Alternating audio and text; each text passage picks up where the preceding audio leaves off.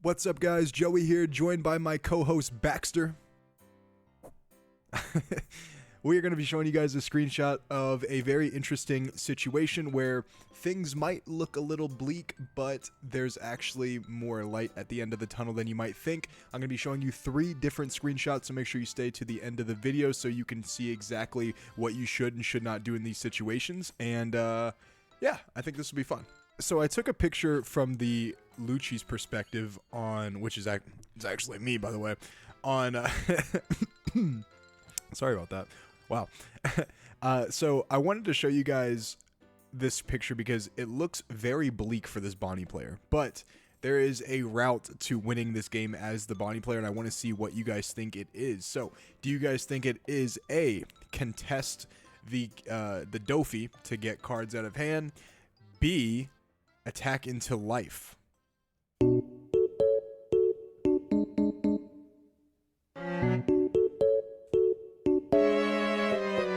The answer is B, attack into life.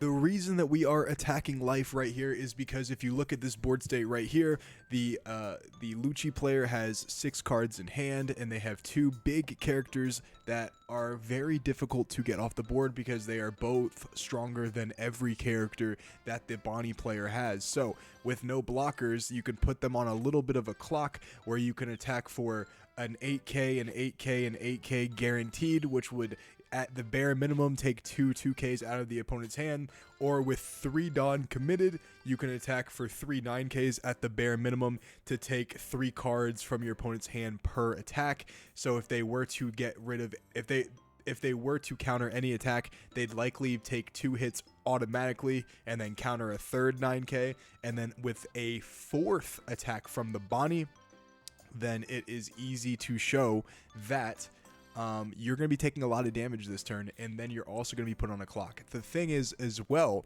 is if the opponent decides, if you decide to counter the first attack to stay a little bit safe, even though the first attack is going to be a little bit lower when it comes to the Dawn committed and how much attack power it is, then we can immediately turn towards the Gecko and then clear the Gecko instead. Lucci is a deck that is notorious for not having a lot of counter in hand, so you want to save your counter for when it really matters, which is normally protecting characters or protecting your life from lethal.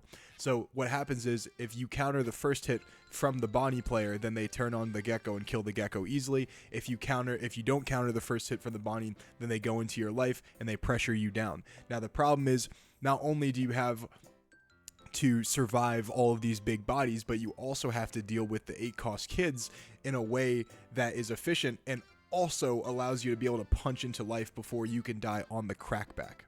Okay, so in this scenario right here, what we decided to do was we decided to take all of the attacks to protect the Gecko Moria from the last situation, except for the last attack. We decided to stay at 1 life. We decided to have a Sabo on the board to protect our board from being KO'd, which doesn't matter in this situation right here, but we were able to filter our hand a little bit. We have 6 cards in hand, 1 life, 1 blocker. Now, the question is, do you go for lethal or do you wait 1 more turn?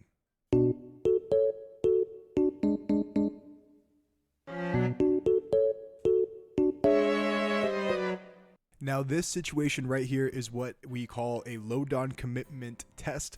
It is also a prime example of what you should always do, guys. I cannot stress this enough, is when you don't have to go for lethal. If you can drag the game out 1 more turn, then you can win the next turn guaranteed. Because if you waste too much Dawn early on and don't get lethal because it's not guaranteed, then you might end up losing some games where you should have won if you just played a little bit more patient. Now, guys, patience was never my strong suit. I've always been an instant gratification guy. I've always wanted everything right here at my fingertips, so I'm living in the perfect world to do it.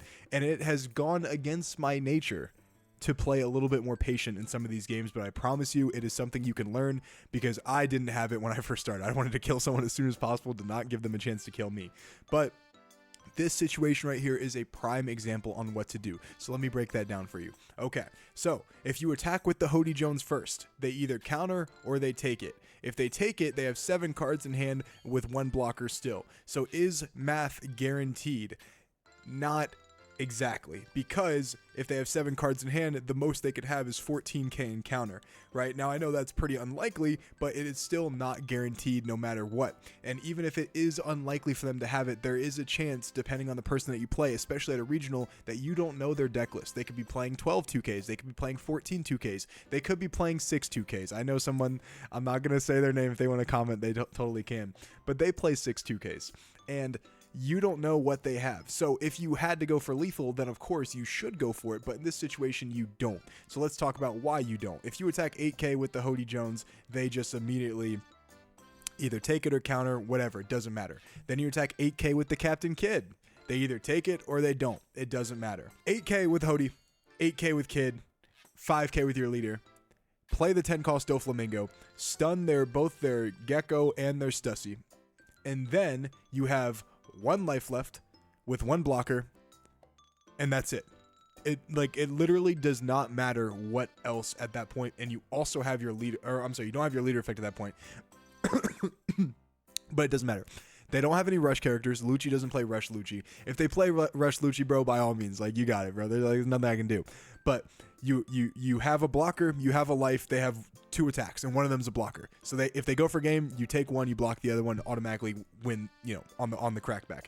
And if they decide to take the 8k from Hody and then they block with the 8k from the Captain Kid, well, then you can put all of your Don on your Hawkins and still win anyway. You can still win because you're still saved all 10 Don for Dofi until you can prove that you can guaranteed lethal them, or you saved all 10 Don to play Dofi.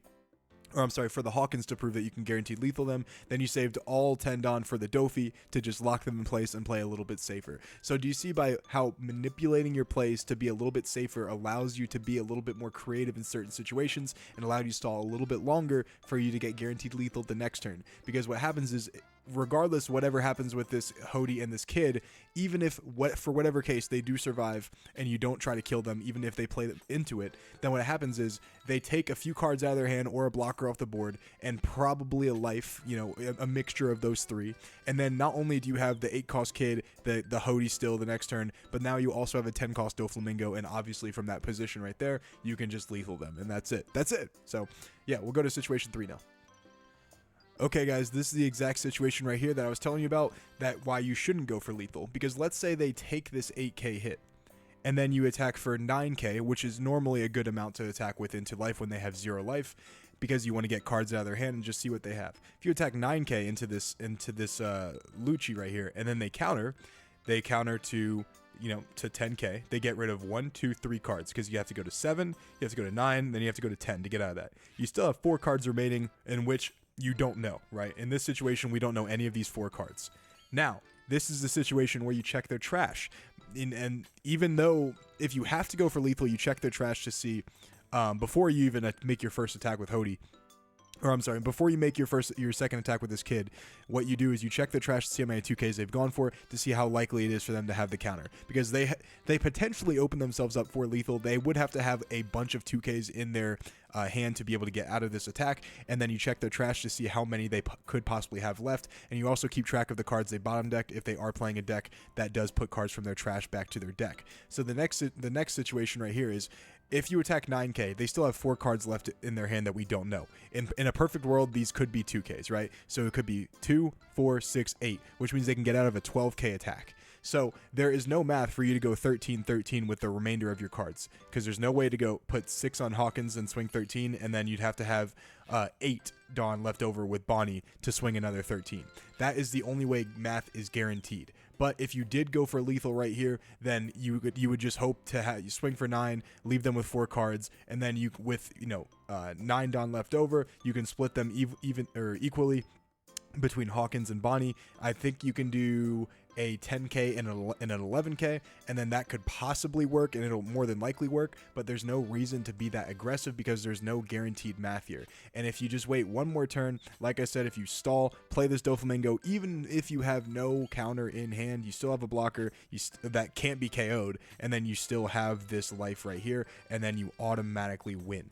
All right, so let me know if you guys found this helpful. I'll see you guys in the next one. Peace.